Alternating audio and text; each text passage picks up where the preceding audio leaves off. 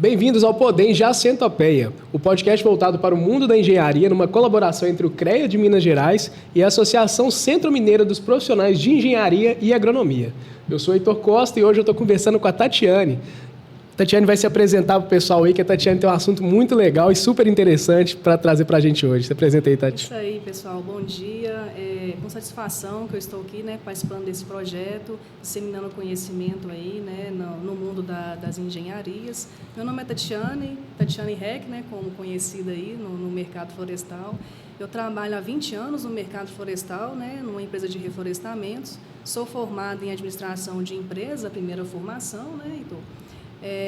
Tenho especialização em projetos, em gestão de projetos na Fundação Getúlio Vargas, uma outra especialização em MBA em manejo florestal de precisão pela Universidade Federal do Paraná. Eu também sou estudante do curso de agronomia, de engenharia, estou no 8º período já, quase em formação. E é com grande satisfação que eu estou aqui hoje para a gente conversar um pouco sobre crédito de carbonos. Um currículo forte, hein, Tati? Bacana demais, viu? Ô, Tati, vamos começar aqui, então, já com uma dúvida minha.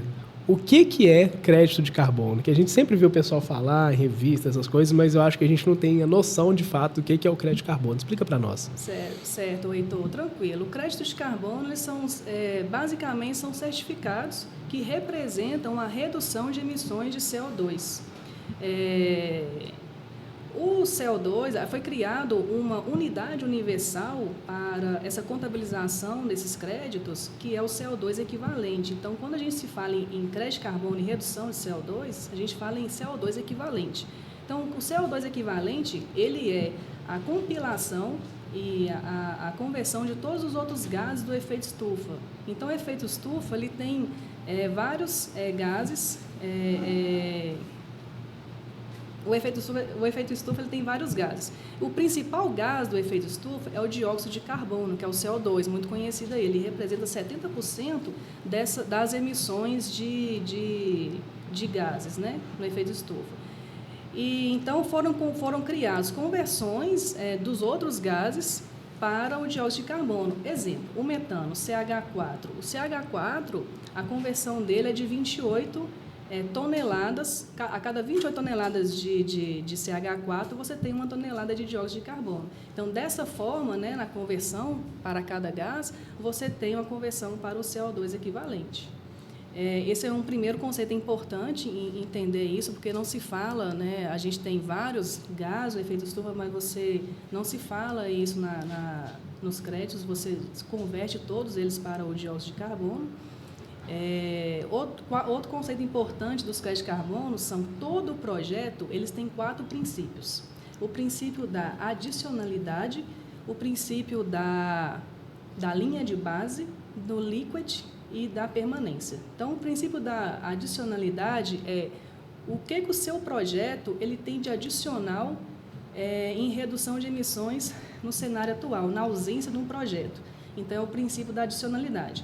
O princípio da linha de base é hoje, atualmente, qual que é a emissão de CO2 equivalente que existe naquele cenário na ausência do projeto.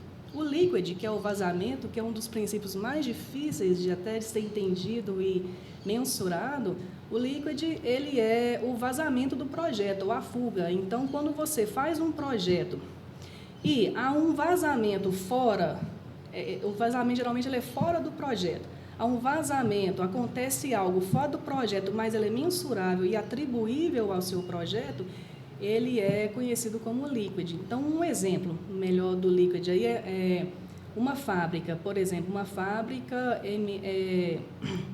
constrói um projeto de carbono. E aí, essa fábrica ela está instalada numa região que tem umas políticas públicas severas.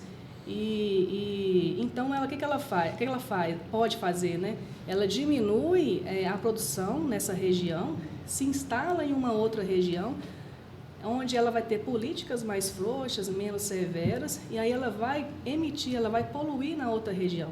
Então, ela tem um projeto numa região X de redução de emissão, mas ela polui em outra. Então, isso é um vazamento do projeto. Isso pode ser anulado o primeiro projeto. Não pode ser válido. Então, os projetos, eles têm que ser desenvolvidos na concepção de realmente reduzir a emissão do gás de efeito estufa, né? E não para maquiar nenhuma... Deve acontecer com bastante frequência, né? Deve acontecer com bastante frequência. E o quarto princípio, que eu não posso esquecer dele, é a permanência, né? Então, a permanência basicamente é o tempo que o seu projeto vai gerar de benefícios. Uhum. Tatiana, deixa eu te perguntar. Como que surgiu essa ideia do crédito de carbono, né? E qual que é a importância, de fato, do crédito de carbono no controle ali das mudanças climáticas? Então, o crédito de carbono, eu gosto de dar um passo atrás antes de explicar essa parte, vamos voltar lá na Revolução Industrial.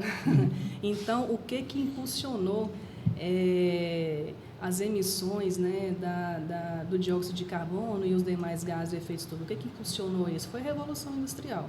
Então, com a Revolução Industrial, houve uma exponencial, cresceu de forma exponencial essas emissões, né? Então, aí, líderes mundiais começaram a se reunir, a conversar, para poder ver medidas mitigadoras para a redução dessas emissões, né? Em prol da sustentabilidade e saúde do planeta. Então, lá em 1900, foram conversando, lá em 97 foi firmado o primeiro protocolo de Kyoto, o primeiro acordo mundial. Então, aí em 97 foi firmado o protocolo de Kyoto, onde surgiu o conceito de crédito de carbono. Não, show de bola. E como que ele se solidifica assim como uma medida muito importante para o controle da mudança climática assim, no mundo, de forma geral? Você repete aí. Não me preocupa não. Às vezes eu perguntei de uma forma meio estranha. Mas eu falo assim, de que forma que eu poderia expressar que o crédito de carbono é importante no combate às mudanças climáticas, entendeu? Então, como que a gente pode vender essa ideia para uma pessoa? Falar com ela e falar assim, o crédito de carbono ele é importante para o mundo por causa disso, disso, disso. Não, ele é importante para o mundo porque ele tem medidas mesmo de redução de emissões, ele promove desenvolvimento de tecnologias, a gente vai falar mais isso, né? Na frente, de forma mais detalhada, mas ele promove desenvolvimento de tecnologia, utilização de fontes renováveis ao invés de combustíveis fósseis. Além disso, tem incentivos também financeiros, fiscais, então, né? Incentivos fiscais, incentivos financeiros, e você pode ter liquidez, a gente fala de liquidez dos créditos, então você pode, quando você gera os créditos, você pode vendê-los no mercado. Sim, existe um mercado de crédito de carbono, né? E como que funciona esse mercado de crédito de carbono? Então, a gente tem dois tipos de mercado de crédito de carbono, o mercado regulado e o mercado voluntário. O mercado regulado, Heitor, ele é obrigatório. Né? Então, alguns países aí já têm, né, na regulamentação do país esses créditos, esse modelo de forma regulamentada, ou seja, ele determina regras, metas, e aí se a sua empresa, organização, ela passou, né, ela chegou nesse porte, ela é obrigada a entrar no projeto de redução de emissões para atingir a meta estabelecida pelo governo, né, pelas políticas públicas. Então, é um sistema obrigatório. No Brasil, falando assim, no Brasil hoje não tem um sistema regulatório. Hoje está em desenvolvimento, desde 2005. Que isso? Então, desde 2005 não, desde 2015, e ainda está em desenvolvimento as políticas, porque tem toda uma regulamentação, né, criando instituições no governo para cuidar desse assunto de forma mais séria, né, e detalhada. Então, o Brasil ainda a gente não tem, mas impulsionado pelo Acordo de Paris, que é o último acordo convencional, né, que vem se falando, o Brasil está passando por esse processo regulatório. E vai ser muito importante para impulsionar o mercado no Brasil.